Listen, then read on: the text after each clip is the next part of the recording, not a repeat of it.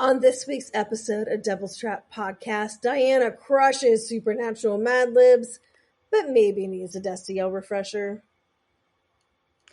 And Liz is stoked about the return of an emo ghost, but completely grossed out by that biohazard bracelet.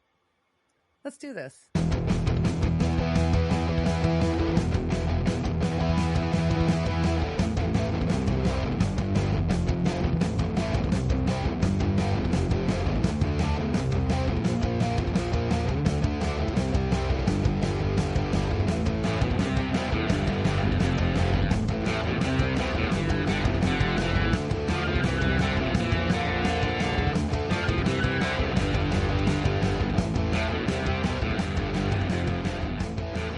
Welcome to this week's episode of Devil's Trap Podcast. I'm Diana. I'm Liz.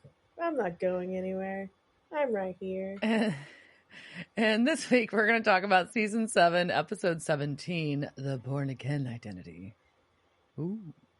We're not talking about Jason Bourne, though. Matt Damon's not here. He's not in this episode at all. He's not. What have you been up to, Liz?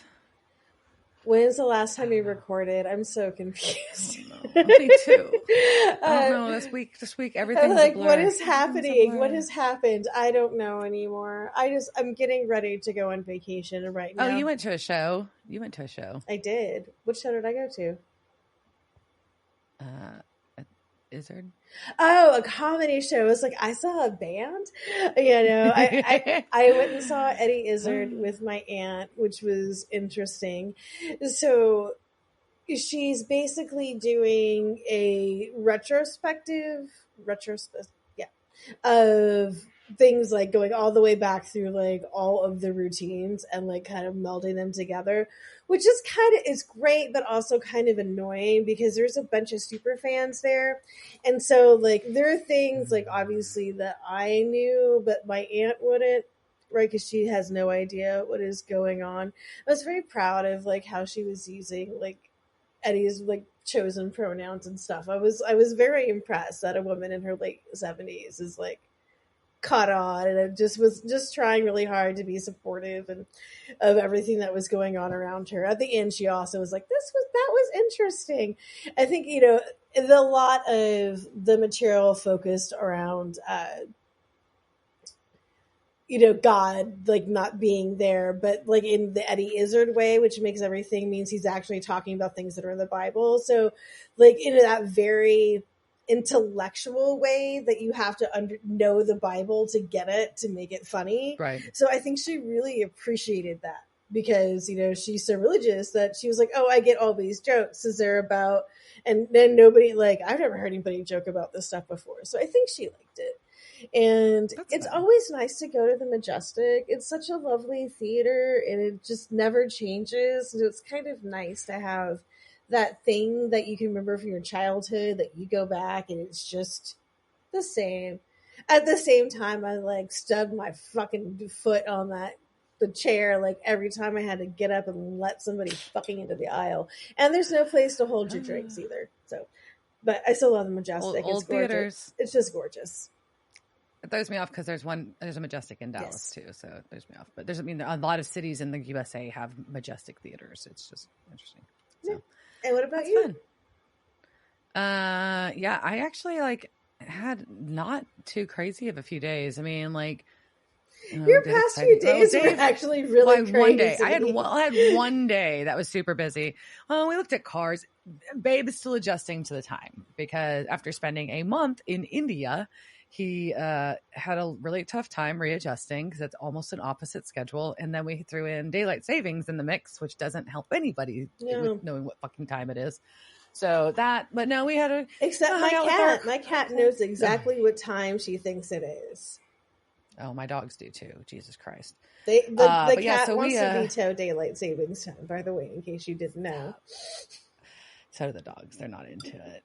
We had fun lunch with our car club and shopped for cars, and then we had a nice little evening nightcap with some coworkers for someone's birthday, and that's about it this week.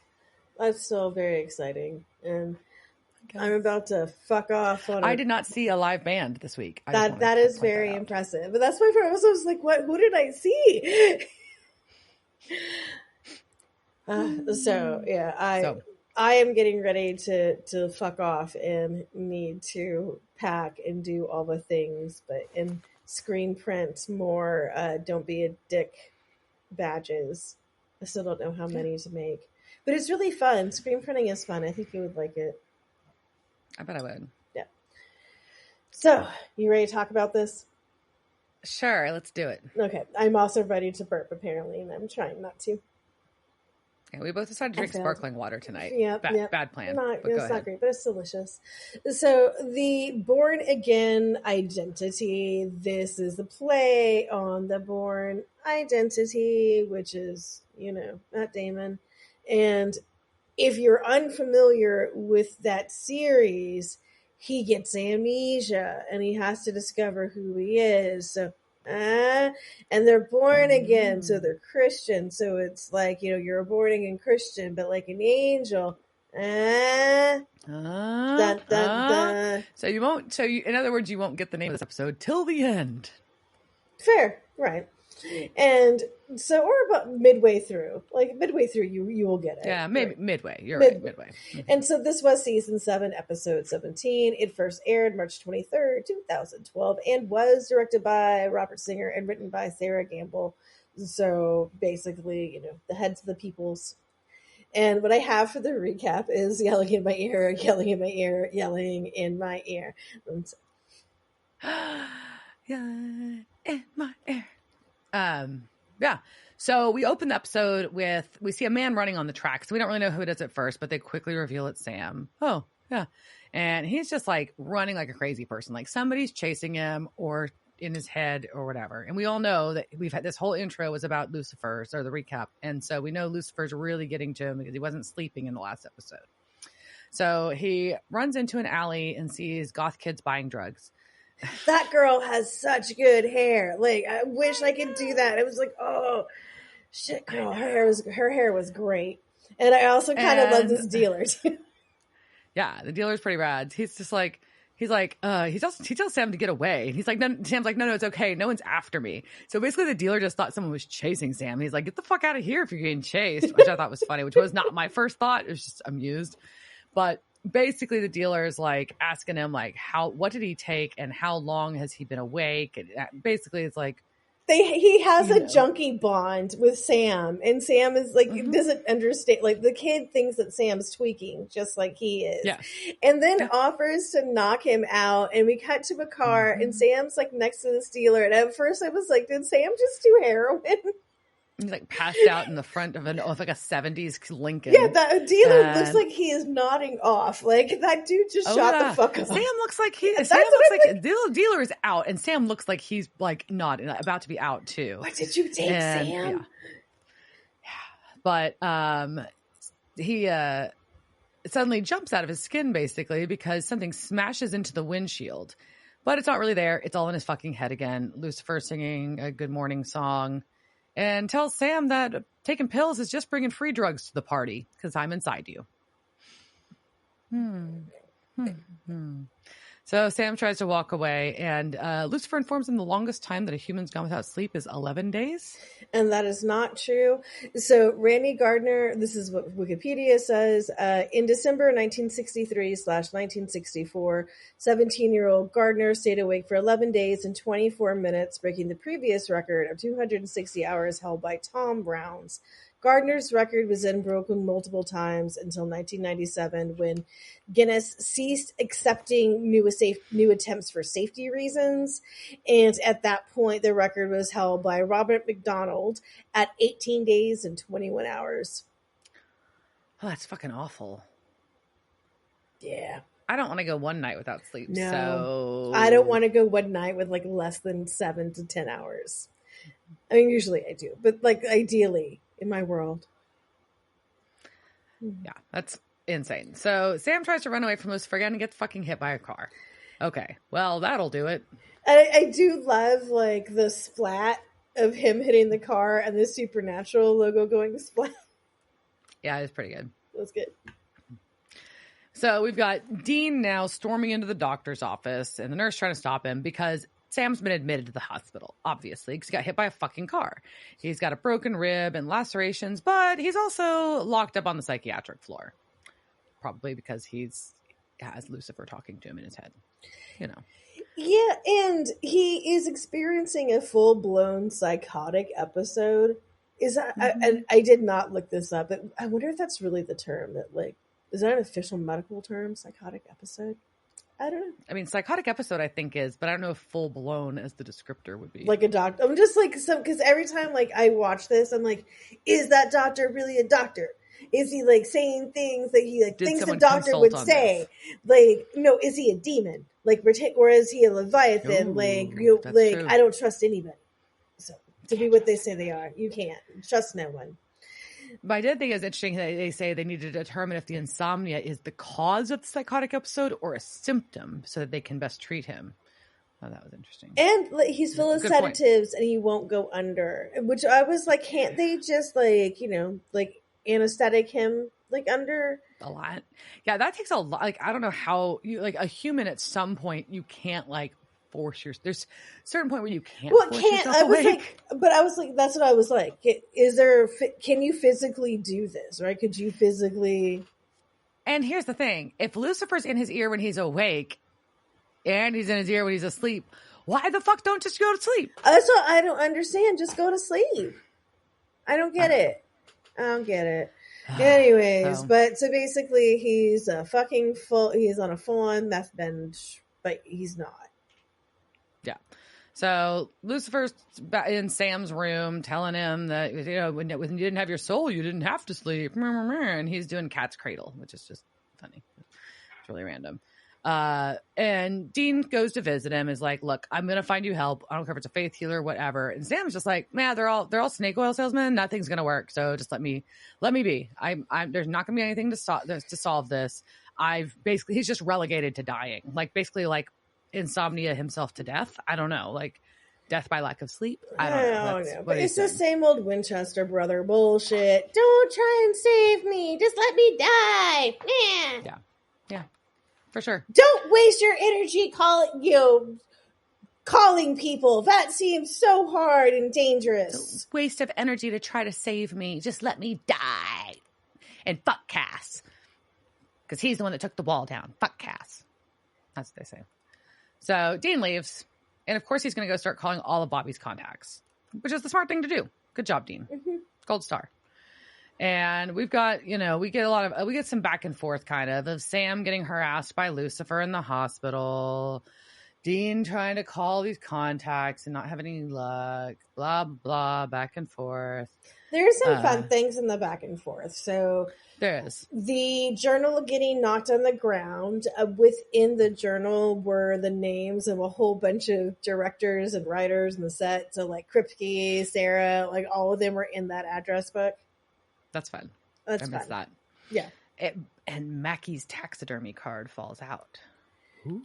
Ooh, how did that happen? And how did this book fall off the table? Was it a strong breeze, or did Dean drop it, or was it Bobby's ghost? Yeah, also Dean was just going to the fridge to get another beer, so I don't think he would even notice, because if I was at what I'm assuming the intoxication level Dean Winchester is at, I would just turn around and be like, oh shit, I guess I'm not that off, and then just, like, go about my business. Oh, I mean, that's reasonable too. So, and also we've got the doctor talking to Sam. Yeah. Asking about his rib pain. And he's like, yeah, it's about a 3. And the doctor's like, are you kidding me? You must have a really high pain threshold. It should hurt way more than that. Your ribs are fucked up. But the worst thing is knowing that there's a new 10, and I've got truly elegant torture planned for you today. What? Oh no, it's not the doctor, it's Lucifer. And I hate this so much. I hate it. I'm confused. I'm so confused, and I hate mental hospitals. Like, I hate, like, every time people are in them, because this is what happens. You start questioning reality and be like, I don't know was the doctor ever real? I don't fucking know. Well, yeah, I mean, Dean talked to him, so I guess he is. I don't know. Either way. And then he gets a sandwich delivered, and it's full of maggots, and then he won't eat it. And a girl in the hall sees him drop his sandwich upset, and she runs away. How dare you waste that impossible burger? So, Is that worse than the maggots? I don't know. So Mackie calls Dean back. Yay. So we got Mackie's taxidermy returning his call, and he's like, yeah, I'm real sorry about Bobby, but I do have someone that might be able to help you. Emmanuel, he roams around, and I saw him a few months, came through Healing the Sick a few months ago, but you have to call his wife Daphne to get to him. She's in Colorado. I went to her because I was going blind in my right eye, and that's what he said to try and trap them. He was like, look, I have this towel, right? And I can tell they're fake because, like, my eye's broken. And I was like, hey, Daphne, my eye's broken. And then she's like, all right, fine. And she's giving me a manual, and then he touched me. And they don't say where. Well, after he passed every trap and test. Yeah, so we had tests to see, like, that he was what? I don't know what your tests were checking, man. Like, he's the real deal. He's real, man. He touched me. Mm-hmm. Yeah. So back in the hospital, Lucifer now has a megaphone. So that's fun for Sam. But Marin, the girl from the hall, shows up and has a candy bar for Sam. Well, that's nice. Yeah, she can come take some of this fucking candy out of my house. Like, last night I didn't eat dinner. I just had, 3 Reese's peanut butter cups because I've got the white chocolate peanut butter cups. And then I was like, I have to compare these and see if they taste better than, I had to, taste them side by side. I couldn't just wait and, taste them today. So then I ended up eating, a lot of peanut butter cups because I had to keep, comparing. Thank you for reminding me. I have Halloween candy to eat after this. Fun fact: the white chocolate peanut butter cups are better. So really, I don't know about that. Oh, I enjoyed them more last night. That's all I'm saying. Noted. Okay. But Lucifer makes Sam jump while Marin's there, and it scares the fuck out of Marin, and she bolts. Understandable. Yeah. She doesn't like twitchy tweaker dude.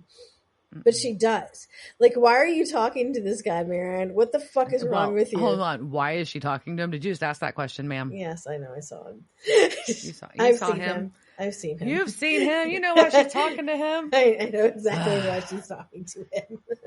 Well, Dean has located Daphne Allen, and so he's going to go visit and try to find Emmanuel. And this guy comes out, and he kind of assumes it's Emmanuel, but the dude's like, oh, let's talk on the porch. Daphne's resting. Well, Dean notices through the window, Daphne ain't resting. Daphne's tied up. She could be resting. Don't kink shame them.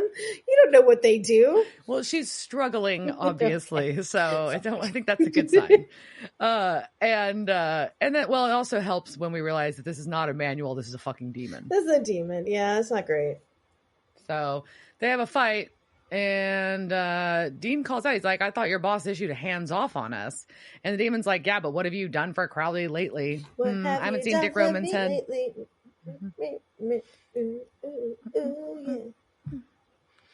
And they don't have Dick Roman's head on a plate yet. So he wants Emmanuel more than he wants Dean, though. Interesting. Well, yeah, you're yesterday's news. And here comes. Wait. Sorry. Crowley wants Emmanuel, and Dean just stabs him because we just forget about exercising people. We just I think the Dean's knife straight thing on is. Dean gets real stabby in this one. He's just like demon stab. That's it. Just stab it. How do you know they're dead? It's rude, man. So, but after the stabby, I think we're gonna meet Emmanuel. We do meet Emmanuel, but he's not Emmanuel, or is he? It's fucking Destiel. Shut up! Fucking Destiel. Yay! Cass is back! What the fuck? And so what do you think? Did you know this was happening? No, I had no fucking idea. I was very confused. Very confused. Okay. And excited. But also apprehensive because things did not leave off well. You had a lot of feels. You had a lot of emotions. I did. I think it's reasonable. Because, there's been this whole, love-hate missing him, too. Dean's been real sad, miss Cass, but also fuck Cass. But also, Cass was my friend. But also, he really fucked up and almost killed my brother and all of us in the world. It's really messy. It's very messy. So, they go inside, and I start getting confused whether I call this Emmanuel or Castiel. So I I do both. What do you call them? What did you choose? Oh, it's just EC. Eventually, I got to EC. At first, I was writing Emmanuel/Cass, and then I got very tired of writing Emmanuel/Cass, and then I went down to EC. So yeah, that's what I went with. MCAS. I don't know. MC Cass. There we go. So they untie Daphne, and she tells them, "Oh, they were looking for you, Emmanuel." And Dean's just really fucking confused watching all this shit as he gets introduced. And Emmanuel Cass says that, "What was that? I saw his real face." And it's like completely shocked to hear that there might be one demon walking on Earth. A demon? A demon? What? Try demons. Duh. What? What the fuck, Cass? Come on, Emmanuel. Do you know about demons? Yeah. So, and Dean's like, they're like, "Well, what are you here for? After all, good old Dean." And he says his brother.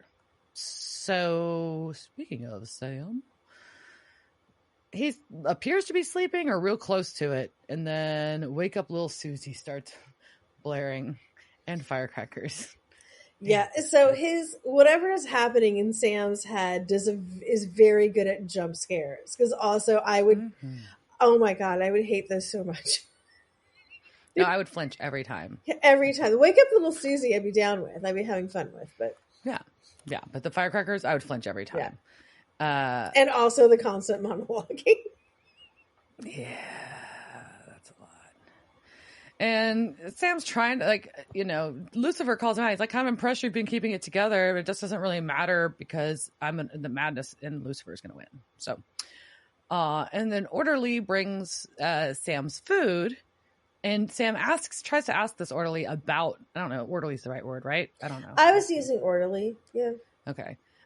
He asks about Marin. And obviously the orderly can't say much, just that she's not there from an accident like you. So it's implied that it was a self-harm situation of some kind. Yeah, or something. Like, I don't even really know what it means. It just means he won't say, right? And you shouldn't. You shouldn't be talking about what the other patient's trauma history is to other patients. Like, that's like illegal. Yeah, I'm pretty sure that's illegal. Yeah.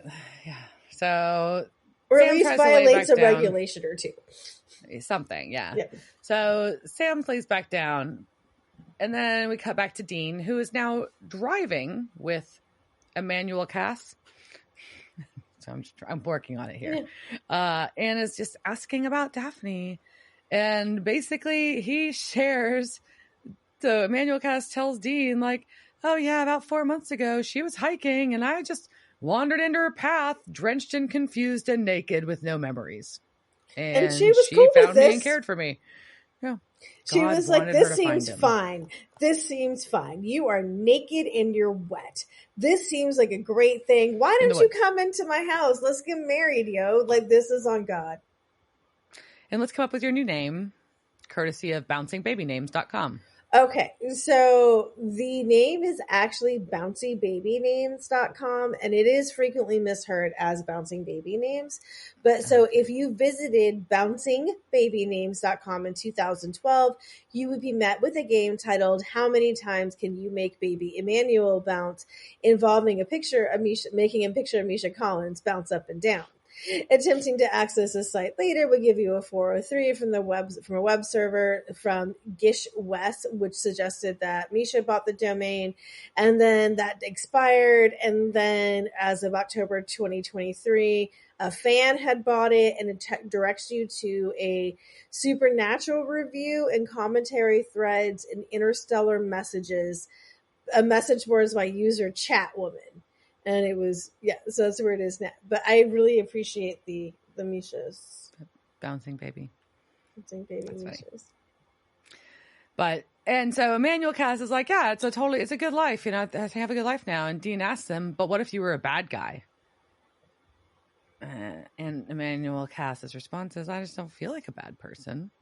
That doesn't seem like it's crossed his mind. Doesn't seem like it's crossed his mind. Well, and the thing is, like, if you're truly psychopathic, do you feel like a bad guy?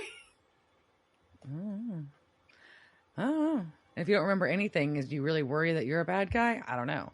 Unless somebody puts that idea in your head. All he knows is that he was naked and in a river. Naked, he was fine, naked and he afraid. healed No, people.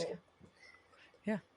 Yeah, there's a Naked and Afraid commercial. They keep fucking it up, and so it's supposed to be like one woman, one man, but they keep like cutting off part of it, so it's just like one woman, naked and afraid and alone in the woods. I'm like, this sounds not like a good show. Terrible. Well, back at the hospital, Marin wants to bring Sam more candy because, of course, she does. Will you take your shirt off if I bring you more candy?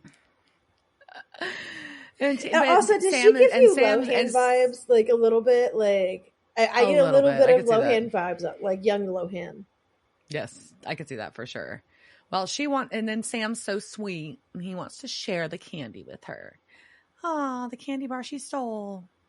So he gets out of her that she's been there for 5 weeks and makes a joke about going for a record. But it doesn't matter because she's psychotically depressed with suicidal ideation.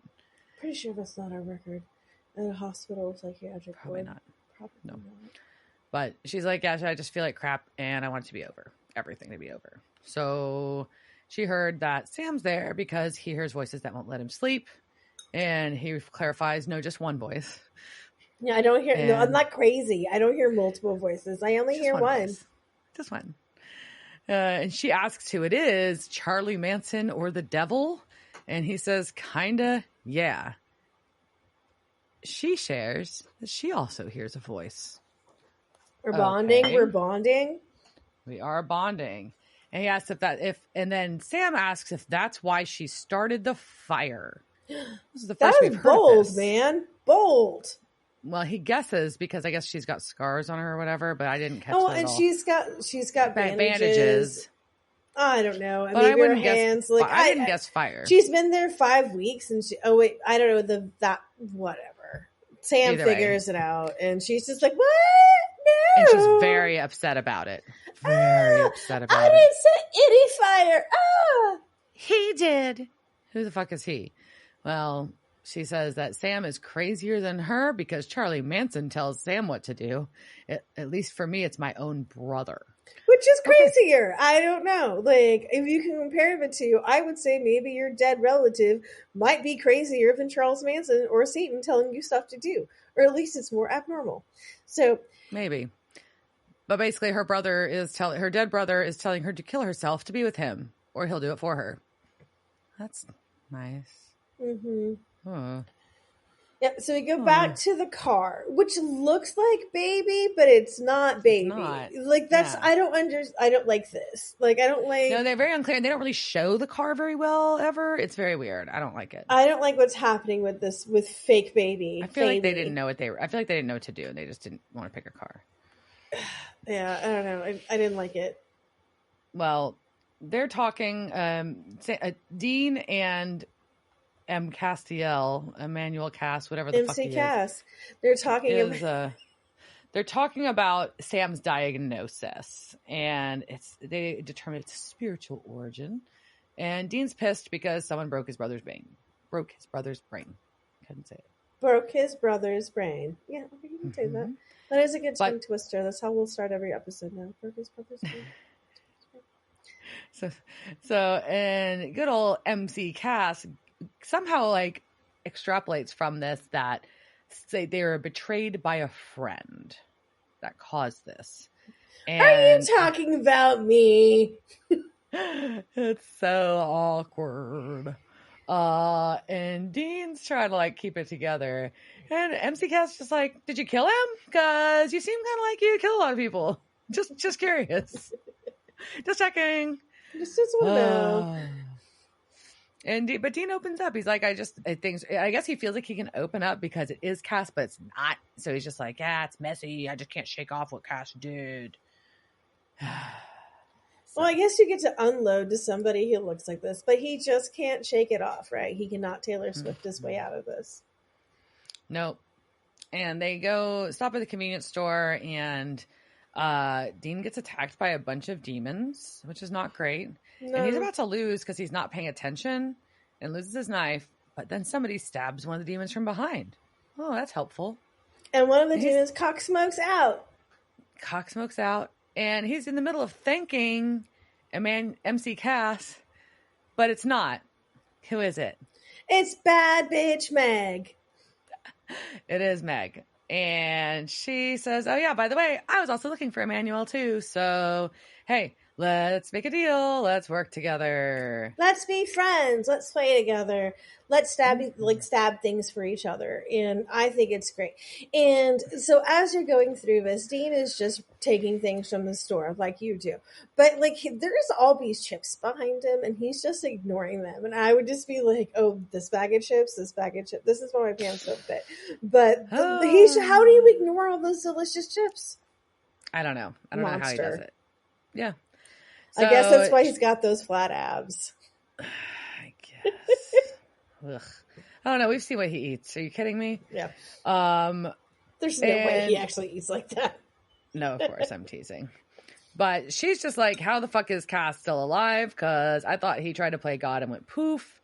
And he's just like, I don't fucking know, but you need to back off. She's like, whoa. I'm still not cool with Crowley. So guess what? We got to figure out what this healer's up to. Otherwise, word about him is going to get to Crowley. So let's fucking team up on this shit because I can use him. I think this is real weak sauce. Like this whole plot about the makes no sense. How are they all finding about Emmanuel, the healer? Like it sounds like okay. So Bobby had to know about this, right? So maybe like or whoever Bobby is whoever Ghost Bobby, I don't know. Whatever is like wherever is happening, like Mackie at least had to know about this for like a few weeks, right? I guess, yeah.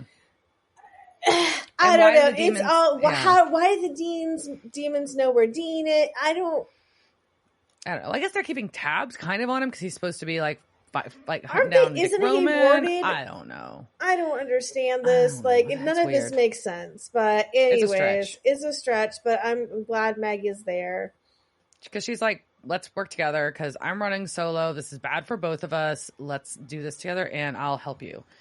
And he's like, yeah, you just want to turn MC Cass into a weapon.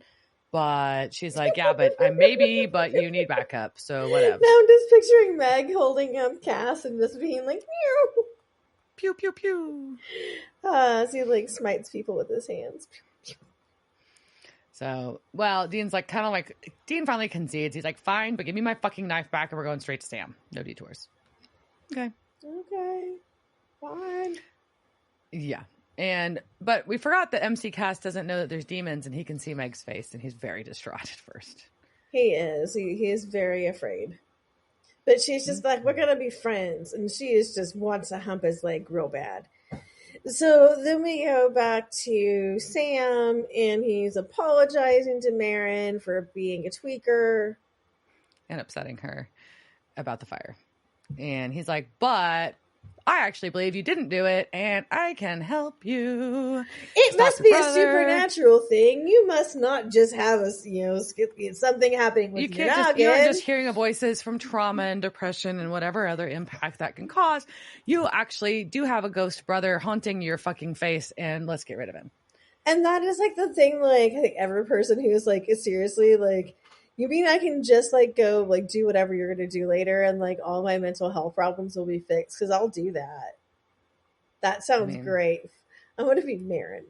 So of course she is like, this sounds amazing. I am hopping on this train. What the fuck do you have, hot new guy? But also, as a side note, your organs need to sleep. So if you stay up like this, your hair and nails are going to fall out and your kidneys are going to shut down. I saw it in a movie. Which is just distressing. It is. I think she's wrong. I don't know. I think she's right. It's just, no, it's very bad. So she kind of explains what the deal is with her brother. That yes, he talks to her, and she can tell when he's coming because she gets a chill. Why? Oh, she gets a cold feeling. So now confirmed ghost. Must no be. questions asked. No questions asked. It's totally a ghost. And and they do, Sam does point out a very legit point is, yeah, I'm sure at first it was kind of nice, like your brother first died and then you could still hear him talking to you, and that was probably comforting when you missed him, and then his voice turned really dark really suddenly because he was very lonely and wanted you to die with him. Yes, he became a vengeful spirit and Ooh. started asking you to kill yourself, which just isn't great. But at least he waited. It's kind of rude. It is rude. At least he waited until she died to start telling her that, which doesn't happen with all siblings. Oh my gosh. So, anyways, Samantha goes and she's just like, okay, cool, crazy dude. And he was like, hey, what happened to your brother? What'd you do? Did you bury him? And she's like, yeah. Oh, no, he's cremated. So, okay, no bones. And she's like, but I've got this bracelet he made for me. He happened to have a massive gash on his hand while he was braiding this friendship bracelet that I wear.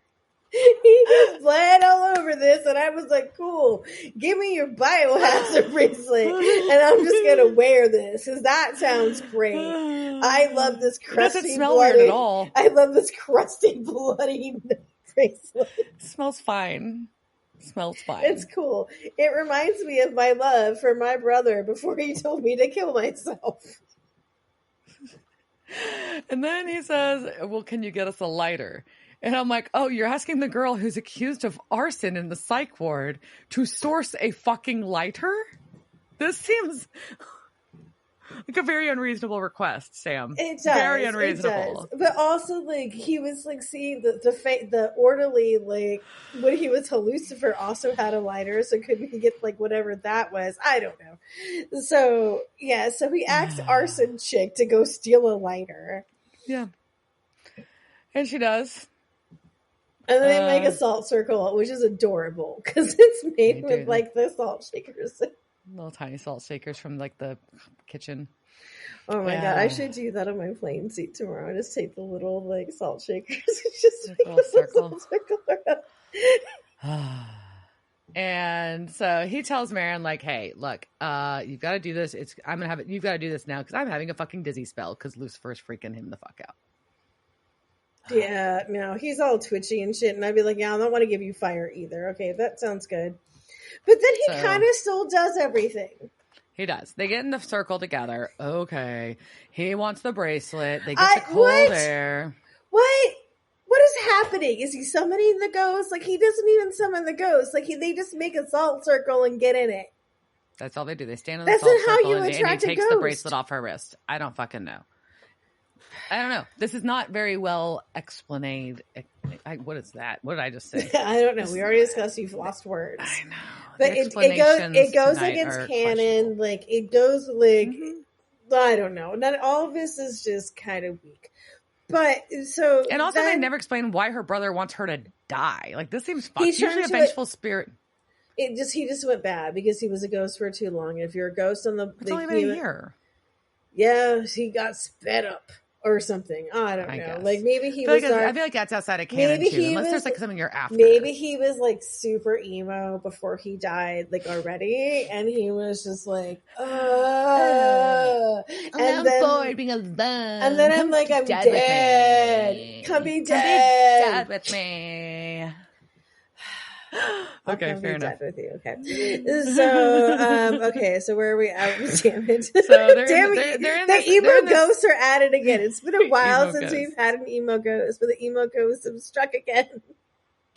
Well, they're in a salt circle together, standing very closely when this cold air surrounds them. She may be a child. I don't know if this is appropriate. I can't tell ages. She may be underage. No, she doesn't look underage. Okay, what I've gone.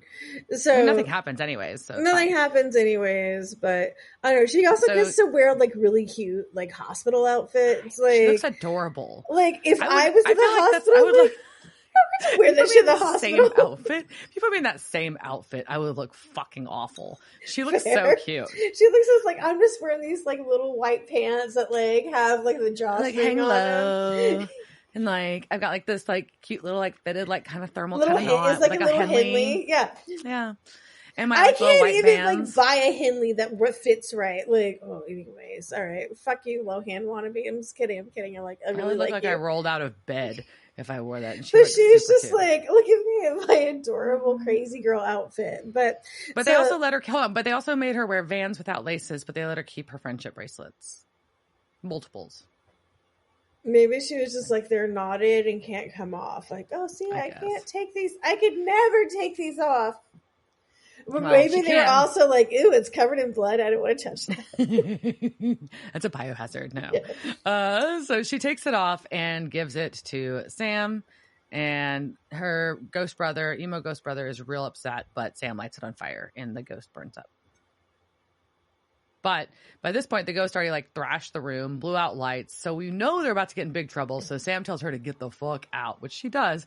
Because just then the orderlies rush in and tackle Sam. Yeah, so that's happening. That's weird. It's real weird. So we don't know, like, is that why it's getting, but then like there's a doctor there and he needs to talk about surgical solutions, but is it the doctor? Is it Lucifer? Is it a demon? I don't know what the fuck is going on. Because they can't give him any more meds and his fingernails are falling off from lack of sleep, or are they? I don't fucking know if it's real or not. And they're not talking, when they say surgical solutions, they don't mean a lobotomy, but what do they mean? Like, what surgical solution is there? What are the other surgical solutions besides lobotomy? I don't know. They never say. Damn me. If you know what are the other are there other psychological solutions, like surgical things you can do to my head? I don't know. Well, they were doing some implants for a while that like do like little tiny like little electrode stuff shots, or medication results. I've heard that. Yeah. No. But okay. Yeah. So that happens.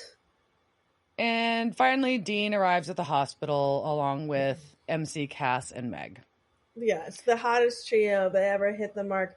But now this hospital is surrounded by demons. What?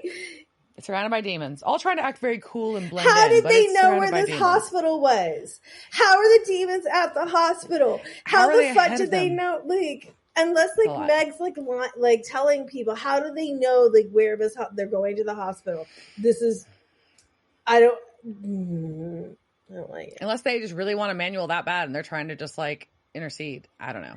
Could they could they be tracking? Can they track angels? Can demon track? Well, I don't know. But if they saw Dean, if one of the angels reported the other, the one but that they didn't even know that he was an angel. Like they still thought he was a healer up until like 5 hours ago.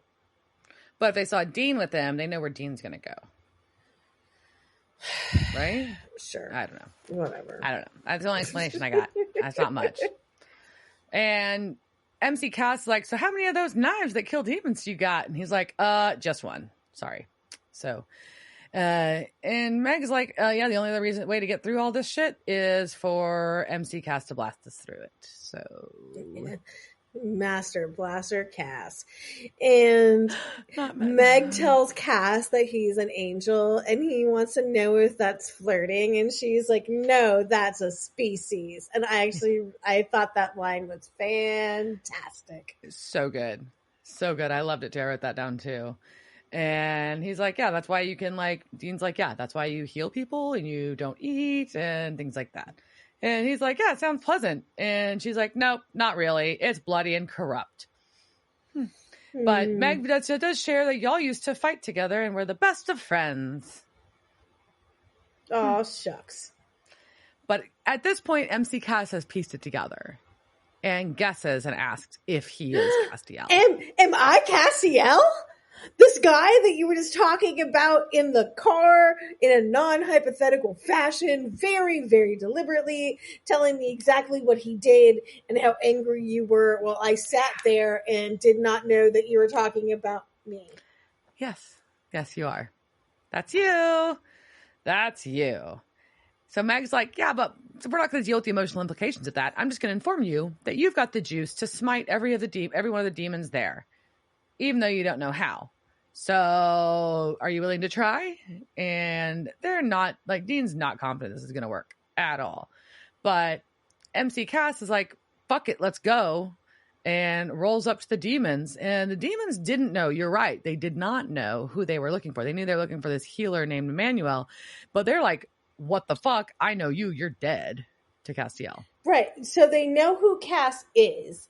Yeah. So, again, there's a lot of things in here. However, Meg does tell Dean that she believes in the little tree topper. And as Cass gets to smiting, she also says, "That's my boy." And his memory starts coming back. Yeah, and we get him starting to smite a bunch of the demons. We've got Turn into Earth by the Yardbirds playing, and he is just a smoten fool. Smote. No, I think smite. He smoted. Oh, that's smote. He smoted past tense. You're right. Smite. You're right. Smite. Sorry, my tense was incorrect. They got smote. They were that would be correct. But intervening vegan. Smite. So Meg also calls him Clarence. She does. She makes a Clarence reference. Yeah. So he's just smiting them, and every time he smites one, he gets more of his memories back. And she goes, "That was beautiful, Clarence." And he informs them that he remembers you, and I remember you, and I remember everything. Oh no, I must be emotional now. And he's like, "Dean, why didn't you tell me what the fuck I did?" And he's like, "Because Sam is dying in there? Duh." And he's like, "Because we have shit to do. Quit being emotional. We have shit to do. I shouldn't be here." Well, in the meantime, Sam's being wheeled to on a stretcher to get electroshock therapy now. Oh. By our orderly Marcus that we've seen a few times. And he's like, "Yeah, we usually set it on low, but I think we can experiment on you because I'm an evil orderly. Put on this headset thing. I'm a demon." What? Okay, so this whole place, is everybody a demon? I don't know. I don't understand. Like, what the fuck is this hospital? I don't get it. Is the doctor real? I don't know what's going on. I'm so confused. What the fuck is happening? Yeah. So Dean's trying to explain to Cass, like, "Hey, look, you did the best you could at the time," and Castiel is like distraught. It's like the death toll, both in heaven and on earth, and we didn't part as friends. I deserve to die. I can't fix this.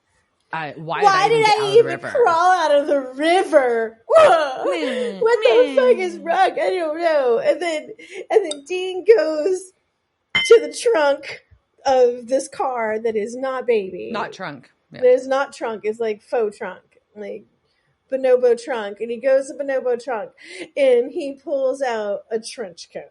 So a bloody trench coat. He does that. And at Giuseppello, Italy, I don't know what the fuck that means, but some conference for... It is. It was one of the conventions. Yeah.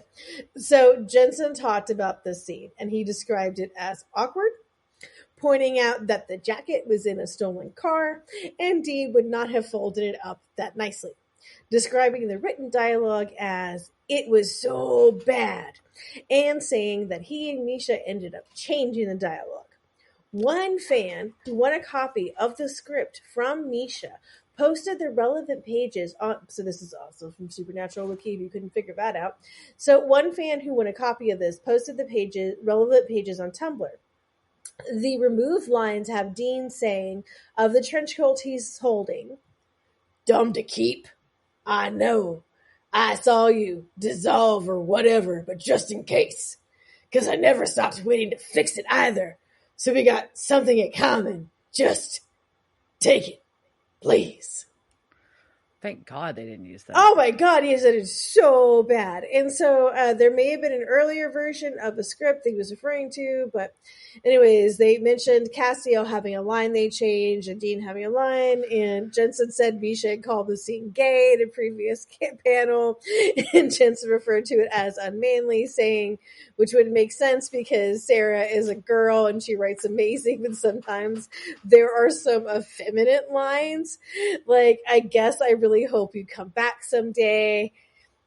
And the last line, part of me always believed that you come back, which I guess was actually filmed and you can see it in the promo for the episode. But so that's even weirder, right? So yeah. I agree that some things just need to be rewritten and maybe some things don't. So we're going to do something something. Do something. Something. So it's going to be kind of like Mad Libs, right? Okay. So we're going to talk about a line that was like important in the Destiel relationship. And if those of you maybe out there get offended by Destiel, fuck you. This is a fictional universe, and I need to take my joy in what I can.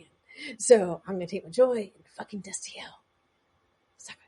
So, anyways, so what I'm going to do, so just like Mad Libs, if you're too young to remember Mad Libs, I don't know if that's a thing that do people still play Mad Libs? I don't know. I used to love Mad Libs, so. I still love them. I don't used to. Like, I love them. So basically in Mad Libs, like you would tell somebody a part of a sentence and they would fill that into a line, right? So you get really crazy sentences. So we're just going to start off in that way. Right, so I just need a verb and a noun. So give me a verb. Dancing. Oh, no. Okay. I had this all planned out, and then I had to type on the fly. All right, and I need a noun. Aardvark. All right. So we are going to talk about this line from season 4, episode 4, episode 1, Lazarus Rising. And this is the first thing that Cass ever said to Dean. So based on this, and I'm going to fix this, the tense a little to make it make sense. So I'm the one who danced you tight and raised you from aardvark.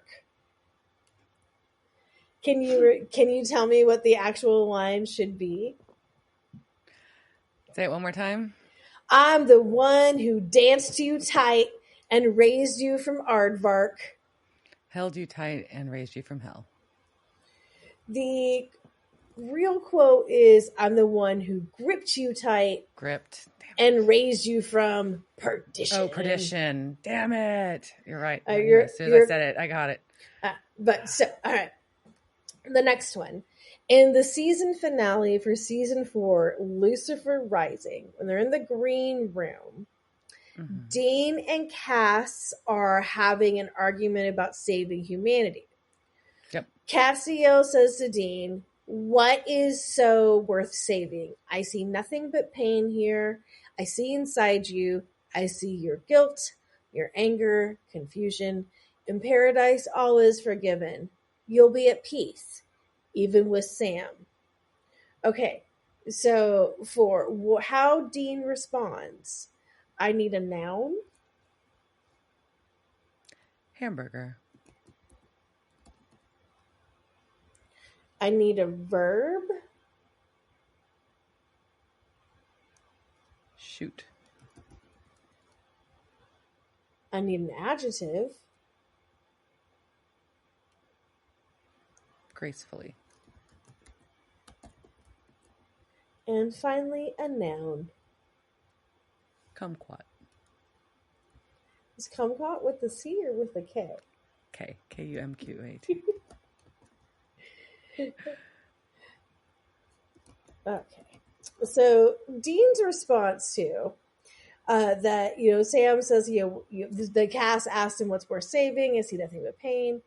And, you should take this and you'll be at peace. Dean's response is, you can take your hamburger and shoot it up your graceful kumquat. That tracks. So does Cass have a graceful kumquat? I'm betting Cass has a graceful kumquat. So can you figure out what the actual line should be? So you can take your hamburger and shoot it up your graceful kumquat. Should be what? Well, it's something shove instead of shoot. You can take your... I don't know. I'm going to miss it, so go for it. You can take your piece and shove it up your lily white ass. Yeah, there we go. I'm pulling out some of the more, eloquent lines between them. Okay, yeah. In season 5, episode 3, Dean complains about booping. I need 2 verbs. Two verbs. Two verbs. So first verb. Petting. Okay. And I need another verb. I don't know why I have trouble with verbs every time. Some I just action. think really hard. Letters, I know. Hopping. Okay. So when Dean complained about booping to Cass, he said, "Last time you pet me someplace, I didn't hop for a week."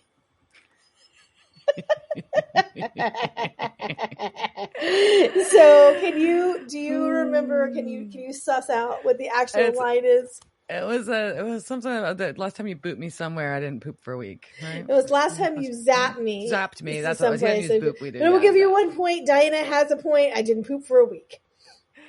I remember that one. All right, your fourth one. Okay. In season 5, episode 14, we learn a little bit about the cravings of Cass's vessel, Jimmy. So first, I'm going to need an adjective. Adjective would be spooky. Okay, I need a noun. Let's go with... Oh, man. I don't know why I just blanked. Let's go with guitar. Okay, and then now to your favorite parts of speech, I need 2 verbs. So 1 verb. Verb number 1. Let's do driving or drive, whatever works tense-wise. And the second one, let's go with tripping. Trip or fall. Okay. So now in this conversation about the cravings of Cass's vessel, Jimmy, and I forgot the title of this. This was where Pestilence, the horseman, is in there, right? So Cass says, "I have developed a taste for spooky guitar." And Dean says, "Well, have you even tried to drive it?" And then Cass says, "I'm an angel. I can trip anytime I want." So the first line, Cass, he says, "I developed a taste for spooky guitar." What did Cass develop a taste for?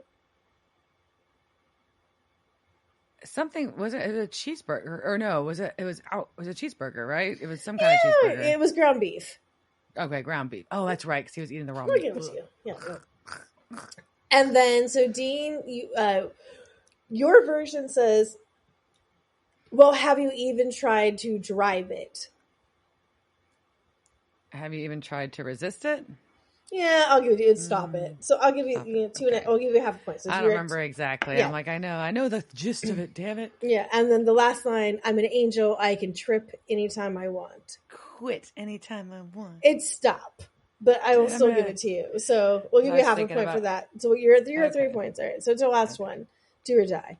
And it's all verbs. It really is. Okay. So in season 5, episode 18, Point of No Return, Dean says something to Cass. That's all I'm saying. So I need 3 verbs. Verb number 1. Slip. Like no, give me another one. It's going to be past tense too. Okay. Past tense. Let's go. Dropped. Yeah, okay. Verb. Grabbed. And I don't know. What's something fun? What do we do? Drank. Okay, I'm going to try and make this work because technically the last one's a verb phrase. Is what we're going to say. Okay. What Dean says to Cass is, "Cass, not for nothing, but the last time someone dropped at me like that, I grabbed drink." I mean, that actually sounds legit. I mean, he always grabs a drink. So. Yeah, fair. There we go. So what is the actual line that Dean Winchester said to Cass? Not for nothing. Last time someone came at me like that. It's looked, but Looked at me. Oh, I was trying to remember the words. Okay, so so remind me the rest of the sentence. Looked at me like that. Cass, not for nothing, but the last time someone looked at me like that, I ... Damn, I'm not good at this.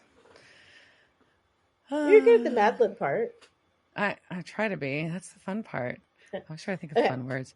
Go for it. I got laid. Oh man, I was going the other way with that. I told you I went for all of the super deep lines that Cass and Dean said to each other, fully representing the deep love that is the Destiel relationship. Yeah. I went deep. You did. I remember. I think I blocked that line out because I knew how you felt about it, and I didn't like it. So I'm just like, I'm going to file that away. I'm not encouraging her. No. So okay, but.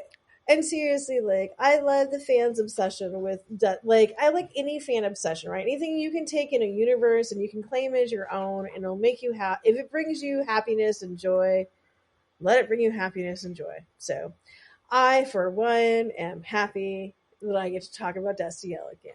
Ha! Destiel is back! Diana's like, fuck.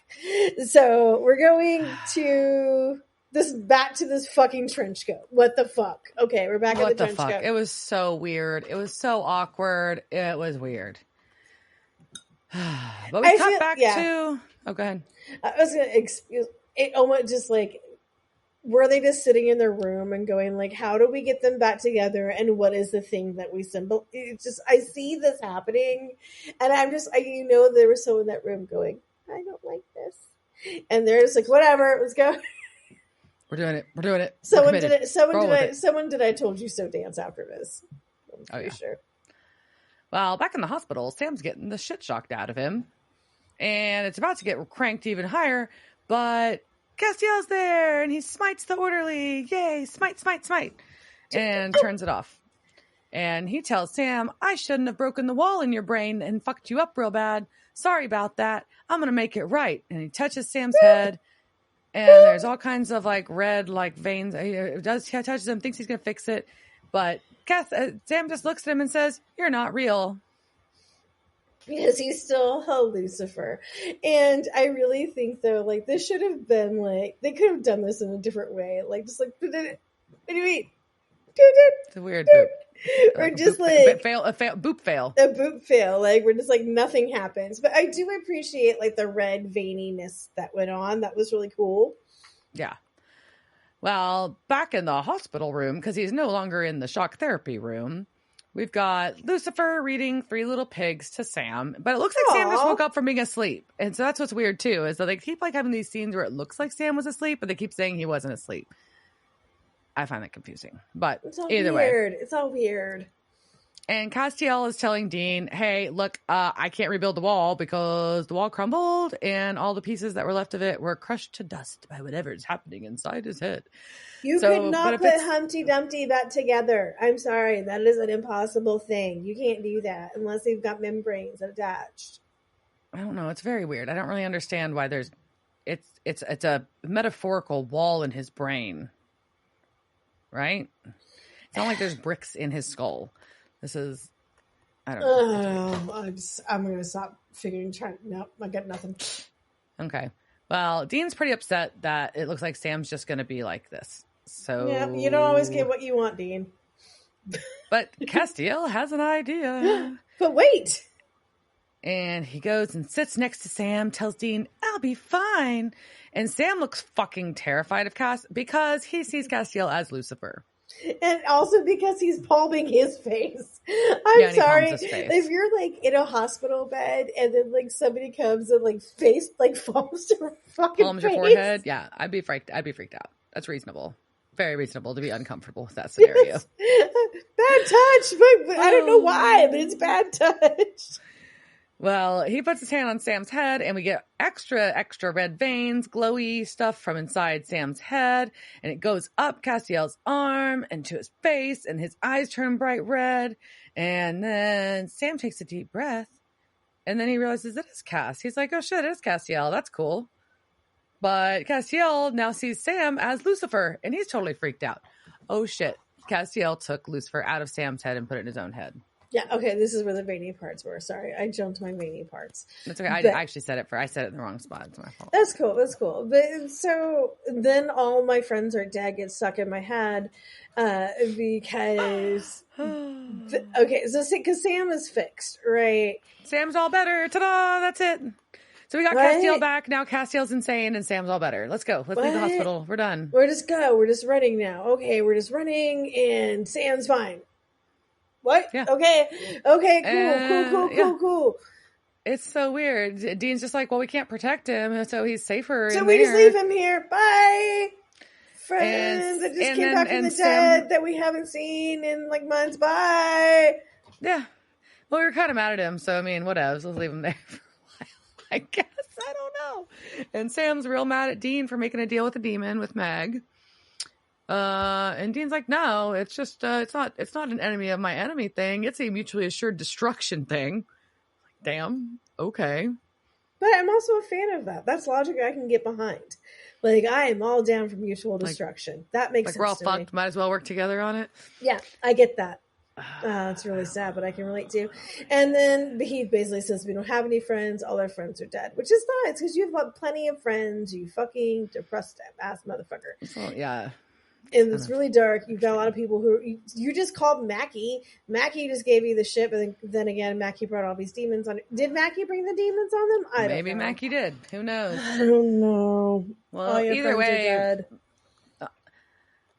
Which is a good song. It is. And that's me stuck in my head. And then good old Meg gets hired as a nurse at the hospital. Ta-da! Nurse Masters.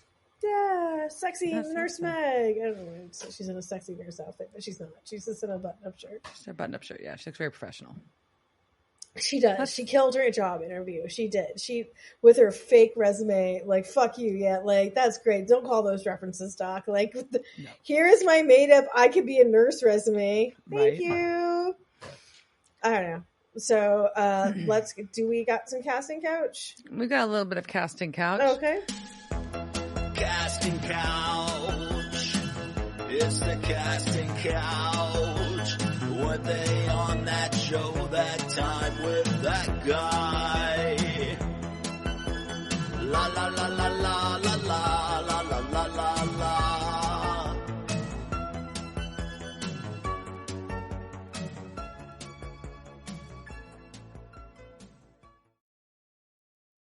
21 Jump Street, MacGyver, Once Upon a Time, The Did Flash. he play a doctor in all of them? I feel like he plays the doctor in a lot of games. He did not. He was in 9 episodes of X-Files, though. That was pretty cool. He was it's a bit part in a movie. He was the registration official in Cool Runnings. Nice. He played Longley in the film Legends of the Fall and was Willis in 50 Shades Darker and 50 Shades Freed. Willis? Yeah. So there we go. Our dealer that we liked so much, our goth dealer from the beginning, I just wanted to share, is played by Ryan McDonald. Don't give them our goth dealers. No, sorry, no. Okay, not that one. The one in the show, Liz. The one in the show. Okay. Okay. He plays Michaels in Shoresy.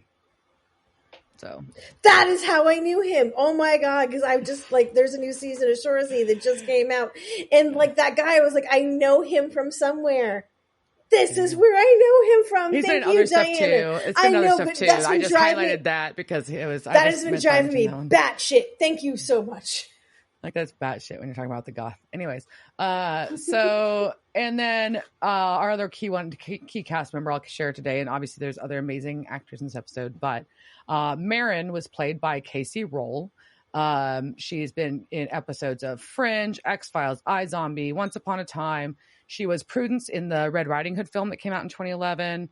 She was regular characters in all of these shows. She was Carrie in Wayward Pines. So this means they're in at least 10 of the episodes of it. Alina in the show Arrow, and Marina, funny enough, in The Magicians. Also, she happens to be the daughter of Mike Roll, who directed episodes of Supernatural, including Plucky Penny Whistle, which we recently watched. I think we just watched that two weeks ago. And I know that because I see pictures of my clown face everywhere. So that was awesome, though. Yeah. I'm so glad to know that about that. You like literally that was bothering crazy you last week. Last week was like, what was he in? Yeah. So that's a super current one. That's what I thought was cool. Yeah. So cool. So what did you think? I was not prepared for like Return of Castiel. There was, I'm just gonna say, some of like the plot holes in this were pretty fucking massive. Like, not even plot holes, like you said, like the canon, like that's not how you summon a fucking ghost. Why the fuck are the demons there? What is happening? Like, it was a lot of like all over like unexplained stuff. And here's the thing: is I think they still could have succeeded with the same storyline and not had all that shit. I'm not trampled all over everything. Yeah, I am grateful they didn't do that garbage. Like the exchange of the jacket was bad enough. Thank God they didn't make it worse with that fucking dialogue you shared, though. That's all I know. Yeah, and then like him wearing the bloody trench coat in it. It's so forced. That is, but it's so we are. Sorry, like what episode are we on? So 17. This is episode 17. So I feel it just feels a little like we have to get Misha Collins back into the season. So this is how like we figured out the best way to bring him back was this. I guess. But it's not the best way. But I feel like that's what happened, right? Like they were just like in a writer's room and they're like, we've got to bring him back and we've got to bring Meg back. So let's just do this. I don't know. It just felt like, and I'm not a knock. I don't write fucking TV. So who the fuck am I? But it felt like who the fuck are you, Diane? You know, who the fuck are you to critique a television show on a podcast, critiquing a television show? But, who the fuck are you? Well, it just seems like such a fucking cop out. Like it's a cop out. Like I don't go like that hard. It just seemed like a fucking cop out. That's all I'm saying. Yes.